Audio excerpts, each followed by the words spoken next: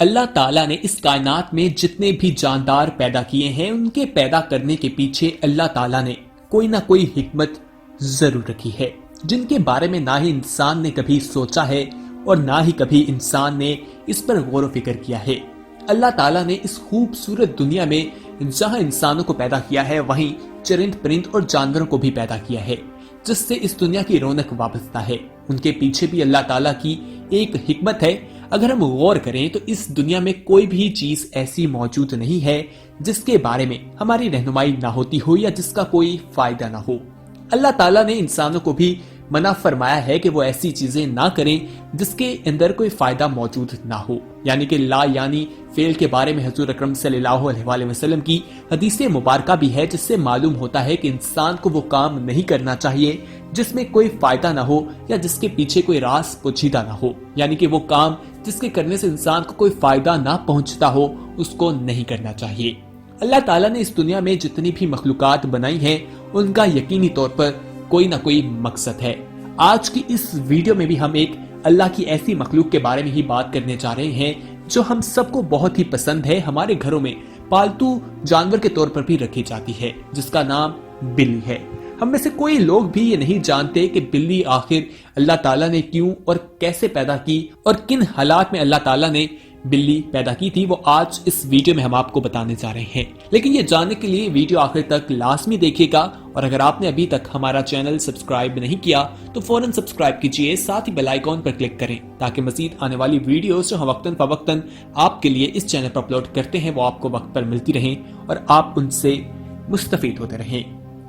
دوستو، ہم سب جانتے ہیں کہ حضرت نوح علیہ السلام نے جب ایک کشتی بنائی اور اس زمین سے جو سیلاب کی صورتحال پیدا ہوئی تو وہ مخلوقات جو اس کشتی میں موجود تھیں وہی آگے چلی، جو لوگ اس کشتی میں نہیں آئے ان کا انجام بہت برا ہوا۔ وہ مخلوقات جو اس کشتی میں موجود تھیں ان کی نسل آگے چل سکی، وہی جانور جو اس کشتی میں موجود تھے وہ آج ہم دیکھتے ہیں۔ اس سے پہلے بہت سی مخلوقات ایسی تھیں جو اس دنیا میں موجود تھیں، لیکن جب حضرت نوح علیہ السلام نے کشتی بنائی اور جو جانور کے جوڑے اس کشتی میں آ گئے ان کی نسل ہی آگے چل سکی تھی۔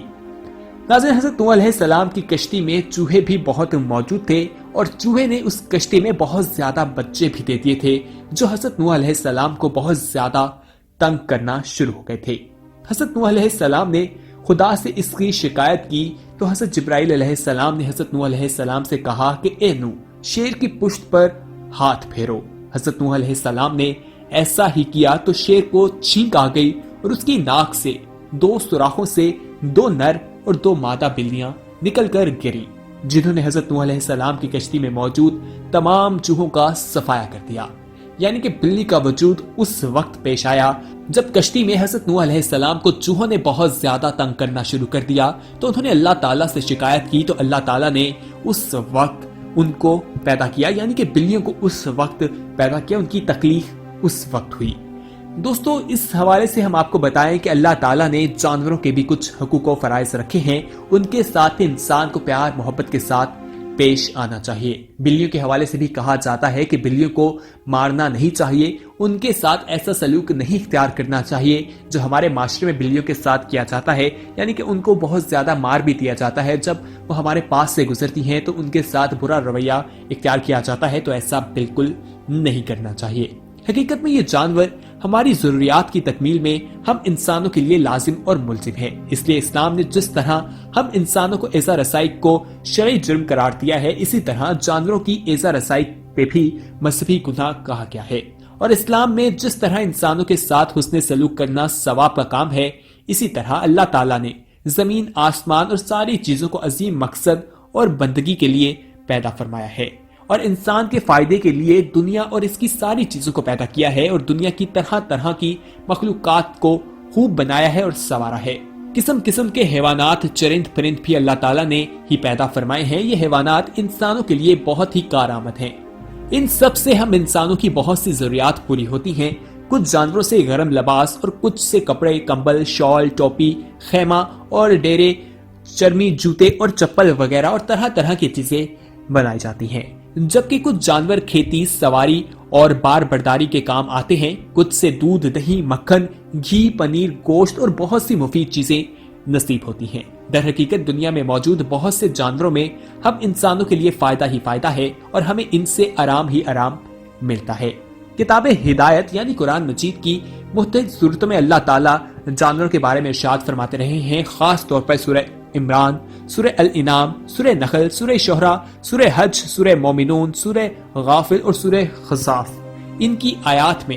جانوروں سے وابستہ ہیں اور اس ساری حقیقتوں کو پوری وضاحت کے ساتھ اللہ تعالیٰ نے بیان فرمایا ہے۔ ارشاد الہی ہے کہ اور چھپائے جانوروں میں اللہ تعالیٰ ہی نے پیدا فرمایا ہے، ان سے تمہارے لیے گرم لباس بھی ہے اور فائدے بھی ہیں، اور ان میں سے تم کھاتے بھی ہو اور ان کی وجہ سے تمہاری شان بھی ہے، اور وہ تمہارے بوجھ بھی اٹھاتے ہیں اور گھوڑے، کھچر اور گدھے کو، تاکہ تم ان پر سوار ہو، یہ جانور باعث زینت بھی ہیں۔ اسی طرح اللہ تعالیٰ نے ان جانوروں کو ہم انسانوں کے لیے مسخر کر دیا اور ہمیں ان پر پورا قبضہ اور تصرف عطا فرمایا ہے، ان کو ہمارے تابع فرمان کر دیا ہے۔ چنانچہ اللہ تعالیٰ نے قرآن مجید میں یہ حقیقت نہایت مؤثر اور بلیغ انداز میں یوں بیان کی ہے، کیا وہ انہیں نہیں دیکھتے کہ ہم نے اپنے ہاتھوں سے بنائی ہوئی چیزوں میں سے ان کے لیے چوپالے پیدا کیے، ان کے یہ مالک ہیں، اور ان چوپالیوں کو ہم نے ان کے تابع بنا دیا، جس میں سے بعض تو ان کی سواریاں ہیں اور بعض کے گوشت کھاتے ہیں اور پینے کی چیزیں۔ دنیا میں موجود سارے حیوانات اللہ تعالیٰ ہی کی مخلوق ہیں۔ دنیا میں ان کا وجود اللہ تعالیٰ کی قدرت اور حکمت کا جیتا جاگتا ثبوت ہے۔ دوسری طرف اللہ تعالیٰ کی رحمت اور نعمت کا مظہر ہے اور ہم انسانوں کے لیے منفعت، سہولت اور زینت کا باعث ہے۔ اللہ تعالیٰ نے مختلف اہم موقعوں پر ان بے زبان مخلوقات سے بڑے بڑے کام لیے ہیں اور ان سے اپنی قدرت متعلقہ کا یقین اور اعتماد ہم انسانوں کو ان جانوروں کے ذریعے اہم امور کی تعلیم دی ہے۔ حقیقت میں یہ جانور ہماری ضروریات کی تکمیل میں ہم انسانوں کے لیے لازم و ملزم ہے۔ اس لیے اسلام نے جس طرح ہم انسانوں کی ایذا رسائی کو شرعی جرم قرار دیا ہے، اسی طرح جانوروں کی ایذا رسائی کو بھی مذہبی گناہ کہا ہے، اور اسلام میں جس طرح انسانوں کے ساتھ حسن سلوک کرنا ثواب کا کام ہے، اسی طرح جانوروں، پرندوں اور چوپائیوں کے ساتھ بہتر سلوک کرنا اجر و ثواب کا موجب ہے۔ قرآن اور سنت میں اس سلسلے میں بہت سی روشنی تعلیمات اور واضح ہدایات موجود ہیں۔ چنانچہ رحمان اور رحیم اللہ تعالیٰ نے ان تمام جانوروں کو بھی ہم انسانوں ہی کی طرح جماعت اور گروہ قرار دیا ہے۔ چنانچہ ارشاد الہی ہے کہ زمین کے جانور اور ہوا کی چڑیاں بھی تمہاری ہی طرح ایک امت ہیں۔ اس بنا پر یہ جانور بھی رحم اور کرم کے، شفقت اور ہمدرد کے مستحق ہیں، اور ان جانوروں کے حقوق کا تذکرہ قرآن مجید کی مختلف صورتوں میں ملتا رہتا ہے۔ قرآن مجید کی آیات میں موجود ہیں اور اس بارے میں مختلف واقعات بھی ہمیں ملتے رہتے ہیں حضور اکرم صلی اللہ علیہ وآلہ وسلم کی زندگی سے بھی، جس سے ہمیں معلوم ہوتا ہے کہ جانوروں کی کتنی اہمیت ہے۔ ایک حدیث شریف میں ہے کہ ایک صحابی نے کہا کہ اے اللہ کے رسول، میں بکری ذبح کرتا ہوں، مجھے اس پر رحم آتا ہے، تو آپ صلی اللہ علیہ وآلہ وسلم نے فرمایا کہ اگر تم بکری پر رحم کرتے ہو تو اللہ تعالیٰ تم پر رحم فرمائے گا۔ ایک اور حدیث میں ان جانوروں کے ساتھ اچھا سلوک کرنے کا حکم دیا گیا ہے۔ آپ صلی اللہ علیہ وآلہ وسلم نے نہایت ہی ترغیبی انداز میں کچھ یوں فرمایا ہے، ہر تر جگر کے ساتھ نیک سلوک کرنے میں اجر و ثواب ہے۔ ایک اور حدیث میں آپ صلی اللہ علیہ وآلہ وسلم کا ارشاد گرامی یہ ہے کہ اللہ ذوالجلال نے ہر مخلوق کے ساتھ حسن سلوک کرنے کو فرض قرار دیا ہے۔ یہی وجہ ہے کہ آپ صلی اللہ علیہ وآلہ وسلم نے دور جہالیت میں جانوروں کے ساتھ رائج تمام ظالمانہ برتاؤ پر سخت تنقید کی اور سنگدلی اور بے رحمی کے تمام طور طریقے کو بالکل مٹا دیا۔ چنانچہ آپ صلی اللہ علیہ وآلہ وسلم نے جانوروں کو باندھ کر ان پر نشانہ لگانے کی سخت ممانعت فرمائی۔ دور جہالت میں رائج ایک ظالمانہ طریقے اور عمل زندہ اونٹ، کوہان اور دمبے کی دم کی نکریت بہت ہی شدت کے ساتھ فرمائی کہ اس طریقے سے زندہ جانور کا گوشت کاٹ کر کھایا جاتا ہے، وہ مردہ ہے۔ آپ صلی اللہ علیہ وآلہ وسلم نے زندہ جانوروں کو مسلح کرنے، ان کے کسی عضو کو کاٹنے کی ممانعت فرمائی ہے اور ایسا کرنے والے پر لعنت بھیجی ہے۔ اسی طرح اسلام میں بلا ضرورت کسی جانور کے قتل کرنے کو بہت بڑا گناہ قرار دیا گیا ہے۔ آج کی اس ویڈیو میں ہم نے آپ کو جانوروں کے حقوق کے بارے میں بتایا، تو اس کے ساتھ ساتھ ہم نے آپ کو یہ بھی بتایا کہ اللہ تعالیٰ نے بلیوں کو کیوں پیدا کیا تھا، اس کا کیا مقصد تھا اور اسے کیسے پیدا کیا گیا تھا۔ उम्मीद है कि ये इन्फॉर्मेटिव वीडियो आपको पसंद आई होगी। इस वीडियो को अपने दोस्तों के साथ जरूर शेयर कीजिएगा और अगर आपने अभी तक हमारा चैनल सब्सक्राइब नहीं किया तो फौरन सब्सक्राइब कीजिए, साथ ही बेल आइकॉन पर क्लिक करें ताकि मजीद आने वाली वीडियोस जो हम वक्तन फवक्तन आपके लिए इस चैनल पर अपलोड करते हैं वो आपको वक्त पर मिलती रहें और आप उनसे मुस्तफीद होते रहें। अगली वीडियो तक अपना ख्याल रखिएगा, हमें दीजिए इजाजत। अल्लाह हाफिज।